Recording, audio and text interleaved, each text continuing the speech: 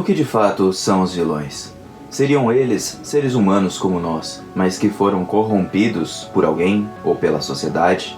Ou seriam eles pessoas que acabaram nascendo assim? Ou ainda mais, poderiam ser eles seres diferentes de nós, mas que estão trajados com um corpo humano, mas não são nada disso? Bom, todas essas reflexões nós abordaremos nesse vídeo sobre mais um episódio de Boku no Hero Academia, quando o All For One escapa da prisão de Tartarus. E aí galera do canal do meu jogo, como vocês estão? Espero que todos estejam muito bem. E hoje para mais um vídeo de Boku no Hero Academia, gente. O All For One se libertou da prisão, mas mais do que isso, ele nos traz uma breve reflexão, até mesmo pelas pessoas que estavam ali cuidando da prisão, sobre os vilões serem seres humanos ou seres humanos fake com o corpo de humano, mas na real eles são outros seres, eles são algo que difere do ser humano. E todas essas discussões nós vamos abordar aqui nesse vídeo. Por isso eu peço que vocês fiquem até o final para entender tudo que eu vou explicar, pra gente discutir um pouquinho mais sobre isso, beleza? Antes de mais nada eu vou agradecer a todo mundo que está deixando aquele like, não é? Que tá deixando o like. Deixou o like? Ah, então valeu! Bom, muito obrigado pra todo mundo que está se inscrevendo, compartilhando e comentando. Eu também não sei porque eu fiz essa voz, mas tudo bem, vamos direto para o vídeo, como foi esse episódio. Primeiramente, o nosso episódio vai começar onde o Shigaraki foi completamente dominado, ele tá descansando ou dormindo dentro do seu ser, enquanto o All For One controla a sua mente. Até porque, segundo o que foi dito pelo próprio All For One em episódios passados, pelas células estarem ligadas ao corpo, assim como ocorre com o All For All, a mesma coisa vai acontecer com o All For One. Dessa forma, ao passar a sua individualidade para o Shigaraki, ele pode ter ali um mínimo ou uma parte do controle do próprio Shigaraki, tomando as atitudes que ele quer, e ele vai diretamente para Tartarus juntamente com os gnomos para libertar o seu corpo original. Enquanto isso, o próprio Higuchi, ou seja, o Spinner, chega direto ali pro All For One e fala: pô, eu não sei quem é você, eu não tava te seguindo, eu tava seguindo o Shigaraki. Porque por mais que a gente fosse um bandidinho qualquer, ninguém tava nem aí pra mudar a sociedade, esse monte de coisa, mesmo ali eu vi um ponto de luz, então eu tava seguindo o Shigaraki, não tava seguindo você. Quem é você? E aí o All For One fala: ô, Higuchi, relaxa aí, tá bom? Nós vamos fazer tudo aqui, nós vamos salvar o Shigaraki vai ficar bem, nós só vamos recuperar aqui o meu corpo. Fica tranquilo que o mundo que você tá desejando, eu vou trazer pra vocês juntamente com o Shigaraki, eu ligo para os sentimentos dele. E um detalhe importante, gente,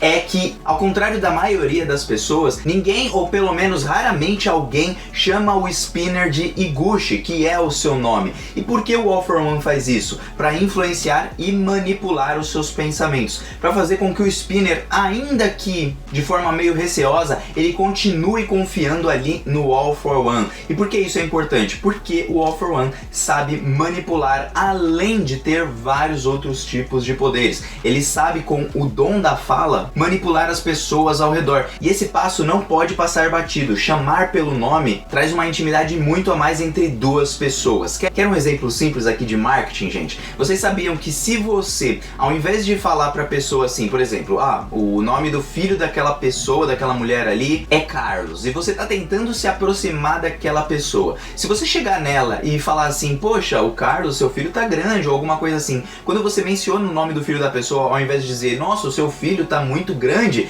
cara, você ganha 1000 pontos com a pessoa, só de você lembrar do nome daquela criança, alguma coisa assim, pra você ver como que isso funciona bem no marketing. Os caras usam muito isso, e às vezes você nem percebe. Então por isso que é muito importante o All For One falar Higuchi nesse momento pro Spinner, e não chamando ele do codinome ali de vilão, que é Spinner, entende? E bom, continuando o episódio, ele pega lá os gnomos e traz diretamente para Tartarus, invadindo Tartarus por completo, matando o Broggs, sei lá, uns nomes de uns carinha que tava ali na segurança também. E eu vou falar pra vocês, embora essa segurança ela seja de alto nível, segundo o próprio anime, me pareceu mais que essa prisão de segurança ela não era tão forte assim. Mas aí a gente tem que lembrar que a gente tá lidando contra o All For One e os gnomos high-end. Então se a gente parar pra pensar dessa forma, é um grande de um batalhão de individualidades mistas que podem trabalhar em conjunto e invadir aquela prisão, visto que não temos grandes heróis ali protegendo aquela prisão, só temos equipamentos eletrônicos. E uma vez que nós temos o All for One usando o corpo do Shigaraki, é normal que mesmo aquela prisão seja totalmente destruída e arrebentada pelo All for One. Então, pra mim, a prisão ela deve ser muito forte, ela deve ser muito segura, só que com o All for One e todos os heróis batidos, sem nenhum deles pra proteger ali, ou pelo menos chegar depois de um tempo,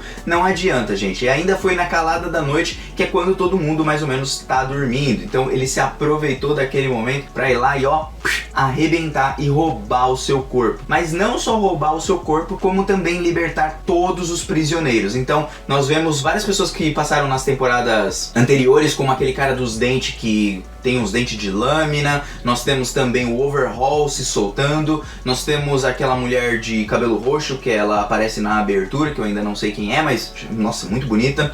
E deixa eu ver quem mais. O Sten também foi liberto. Então todos eles são libertos ali naquela batalha onde o All for One quer se tornar o rei demônio que vai dominar esse mundo. Esse mundo cheio de individualidade, ele vai se tornar livre para todos, entre aspas. Pelo menos pela lei do mais forte. Até porque quem vai comandar esse mundo é o All for One, e é isso que ele quer fazer, usando o Shigaraki, e mesmo o Shigaraki falando que eu não quero ser o seu boneco, mestre.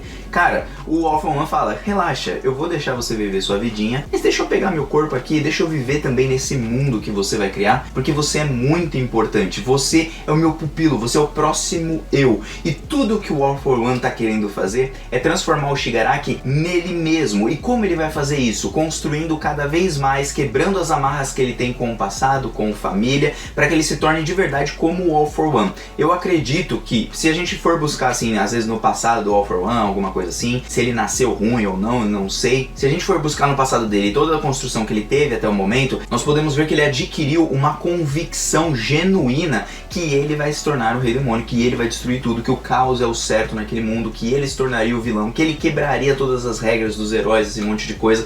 Então a convicção dele é algo inabalável, é algo que nunca vai mudar em Boku no Hero Academia. Mas o Shigaraki ainda pode ser salvo, assim como passa na abertura e o Deku ali, ele sai daquela casca ali que ele tá e ele se liberta assim, e o Shigaraki também sai daquele corpo e volta a ser criança ali, mais ou menos, que foi quando ele adquiriu aquele ódio, aquela raiva e não teve uma mão estendida para ele. Mostra que o Shigaraki ainda pode ser salvo dentro do seu coração. Já o All for One, essa convicção dele não vai mais mudar. O tempo que passou e tudo, o tempo que ele tinha para, por exemplo, desenvolver até mesmo um caráter e tudo já passou. Aquela convicção dele não vai mudar. E por isso ele quer transformar o Shigaraki nele mesmo. E isso só acontece se o Shigaraki mudar completamente e não quiser ser salvo. Nós vemos que no final do episódio, no final dos episódios lá que o Deku tenta salvar o Shigaraki, né, que ele sente que o Shigaraki queria ser salvo no final das contas, a gente vê que ainda tem ali alguma coisinha nele que pode mudar e ele pode viver de uma forma diferente. Mas ele não faz isso, ele continua alimentando cada vez mais o ódio. Talvez seja a mesma coisa do W. O W ele tem uma convicção tão grande que ele tem que matar logo o Endeavor de uma vez, tem que fazer ele sofrer, que ele não vai mudar de ponto de vista. Ele tá num patamar assim da vida dele, que ele poderia assim mudar porque ele é jovem,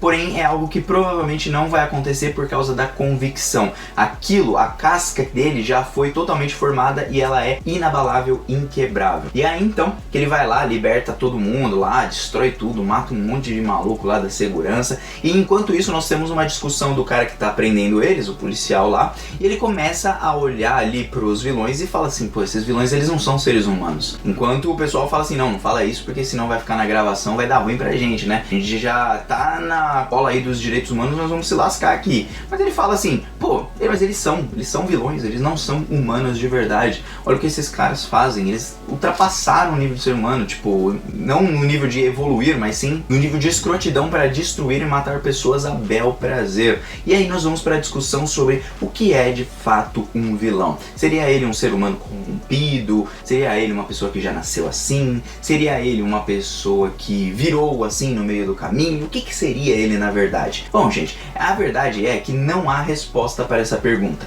Até porque ela depende muito de pessoas para pessoas. Se vocês assistem bastante séries de serial killers e coisas e tal, vocês podem ver que alguns serial killers, eles na verdade nascem assim, eles nascem com essa predisposição para fazer o mal. E aí não tem explicação, eles simplesmente nascem, não é genes, não é nada. Acabou que nasceu daquela forma. É algo meio inexplicável do próprio ser humano. Até porque todos nós, seres humanos, somos ruins, né? A gente gosta de mentir. Quando a gente tem uma oportunidade de mentir para se dar bem, muitas vezes a gente faz isso. Da mesma forma, quando a gente tem a oportunidade de ter vantagem em alguma coisa, a gente faz isso também. Da mesma forma, quando a gente tem a oportunidade de ser hipócrita, nós vamos ser hipócritas, nós vamos julgar os outros e nem olhar para os nossos umbigos. Por quê? Porque somos seres humanos. Somos seres trajados de bondade e de maldade também, os dois juntos convivendo em um mesmo corpo, onde você decide se você vai seguir uma vida boa, vamos colocar assim, ou uma vida má. Então, da mesma forma acontecem com os vilões. Há humanos como Shigaraki que são corrompidos através do tempo, com as coisas que aconteceram ao seu redor. Tanto até que o próprio Gran Torino acaba lembrando da Shimura mais uma vez nesse episódio. E isso não é à toa, porque as atitudes dela, por mais que sejam boas, trouxeram o mal para aquela família. E as atitudes do Shigaraki, por mais que sejam ruins, podem trazer alguma bondade para alguém quando nascer um novo símbolo da paz. O mal não existe sem o bem e o bem não existe sem o mal. E assim como também temos pessoas que podem ser corrompidas pela própria sociedade, como o Sten, entre outros, né? Corrompidos por pessoas ou pela sociedade ou pelo ambiente onde eles estão inseridos, como o próprio Bubagawara, acho que era assim que era o nome dele, é o Twice, né? E também a própria Himiko Toga, ela já nasceu daquele jeito. Ela não soube, não teve um tratamento, não teve ninguém para ajudar, assim como Shigaraki, e acontece que ela se torna essa pessoa totalmente livre, querendo matar todo mundo e a torta é direito e não tá nem aí. Mas há pessoas que querem ser salvas e pessoas que não querem ser salvas. Esse é o caso do All for One. E na verdade, vilões no final das contas são seres humanos, né? São seres iguais a nós, mesmo que fossem alienígenas, esse monte de coisa. São seres vivos como nós, que têm pensamentos diferentes de nós, e mesmo que eles façam atrocidades, esse monte de coisa, eles continuam sendo humanos. E aí vai da análise de cada personagem para você ver qual tipo de vilão ele é. O vilão que quer ser salvo, o vilão que quer salvar, o vilão que quer mudar a sociedade, o vilão que quer fazer apenas um show, mas não pôde porque era crime ou alguma coisa assim, como o próprio Mr. Compress, esse monte de coisa. Então tem vários pontos aí que a gente pode analisar, a gente não pode ser 8 ou 80. Sempre tem uma faixa bem cinza ali no meio, onde a gente precisa pesquisar, olhar um pouquinho mais, porque não é tudo preto no branco no final das contas. E bom, passando essa parte do episódio, depois de toda essa destruição, nós vamos para o hospital. E a sociedade está totalmente em um caos. Ninguém está torcendo pela melhora dos alunos nem nada, porque eles na verdade querem saber do Endeavor. Olha, o teu filho é um vilão. Como assim, cara? Você é um herói. É igual um político. Se o filho do político é ladrão, o político automaticamente se torna ladrão, mesmo se ele não for ladrão. Já pararam para pensar nesse ponto? É claro que normalmente aqui na política do Brasil isso está completamente ligado, mas se nós formos ver na própria história e em várias vidas de outras pessoas, não é porque um cara, por exemplo, se tornou bandido que a mãe dele ou o pai dele são bandidos também. Entendem o meu ponto? Então, da mesma forma, acontece ali na sociedade, onde eles julgam o Endeavor, e claro, com razão até certo ponto, pela forma que ele criou o Toya e tudo que foi revelado, mas nós que estamos assistindo de fora, nós podemos ver que o Endeavor, ele mudou, nós podemos ver que o Toya se corrompeu também no meio do caminho, graças ao ambiente que foi criado ali para ele. Então há muitas complexidades abordadas, mas que a sociedade não está afim de ouvir, até porque o Dabi estava matando uma pá de gente, estava causando caos, e tudo isso, querendo ou não, é em parte culpa do próprio Endeavor. E então, da mesma forma que nós temos vilões que foram construídos de uma forma, nasceram assim, aconteceram esse monte de coisa, da mesma forma nós temos os heróis, que também cometem erros como todo mundo, também gritam com a pessoa que gostam, também às vezes batem, sei lá, em alguém lá no meio do caminho, acabam brigando numa briga de bar, não sei, qualquer coisa assim. Mas todos eles deveriam ter uma redenção e uma chance de voltar atrás. O problema de tudo isso é o que significa de fato ser um herói. Para a sociedade e até mesmo para o mundo de Boku no Hero e nosso mundo atual, um ser herói é o que pra gente? Normalmente é aquele ser puro, imaculado, aquele ser que não tem erro algum. Por isso que quando a gente vê, por exemplo, o Superman ou então o Batman, a gente vê eles tão bonzinhos assim, e quando mostra uma camada um pouquinho mais obscura deles, principalmente mais no Batman do que no Superman, a gente acaba estranhando e se perguntando se eles são seres humanos de verdade. Será que eles são como nós ou não são como nós? E da mesma forma acontece com os heróis, porque mesmo sendo humanos, a sociedade já não os enxerga dessa forma, assim como no mundo de Boku no Hero e assim como no nosso mundo atual. É por isso que o Correio ele constrói dessa forma, pra gente talvez num mundo mais adiante ver os super-heróis de uma outra forma, não super-heróis que recebem grana e tudo pra não haver tanta corrupção, embora isso sempre vai acontecer, são seres humanos, um ou outro vai pender para esse lado. Mas talvez trabalhando no final de Boku no Hero que os heróis eles são cheios de camadas, porque eles não passam de humanos que têm superpoderes. Isso não isenta o fato deles sentirem tristeza, alegria, depressão, solidão, esse monte de coisa. É muito interessante a gente ver por outros ângulos em Boku no Hero, além do que estão nos mostrando. É isso que eu acho bem interessante na obra, né? E esse foi o episódio pra mim. O episódio termina com o Midoriya sem poder acordar tecnicamente, o Bakugou ficando bravo porque ele não acordou ainda, talvez não vá acordar, mas ele vai acordar, ele tá na abertura, ele é o protagonista e ele vai acordar, com toda certeza. Agora, se uma coisa era pra fazer nexo nisso tudo, seria o Deku voltar e não poder mais andar e nem mexer os seus braços, no meu ponto de vista. Mas com certeza isso não vai acontecer. Porque, como foi dito pelos médicos lá atrás, se ele utilizasse da mesma forma os braços, todo detonado lá e tal, 100% do One for All e tudo, ele não poderia mais usar os braços no final das contas. Se alguma coisa poderia fazer sentido nisso, é ele não voltar totalmente são, digamos assim. Pelo menos não no meu ponto de vista. Só que ele vai voltar porque ele é o protagonista e outra gente quer ver o Deku lutando e tudo, se superando e tal, até porque ele vai liberar uns poderes novos ali também, vai ter uma construção do personagem que eu tô esperando bastante, esse tal de Deku Dark que vocês ficam comentando. Então eu aguardo vocês no próximo vídeo de Boku no Hero Academia. O vídeo será mais tarde, porque eu saí ontem, então eu só assisti o episódio hoje, no domingo. Bom, não adianta indo nessa, até uma próxima. Fui, valeu!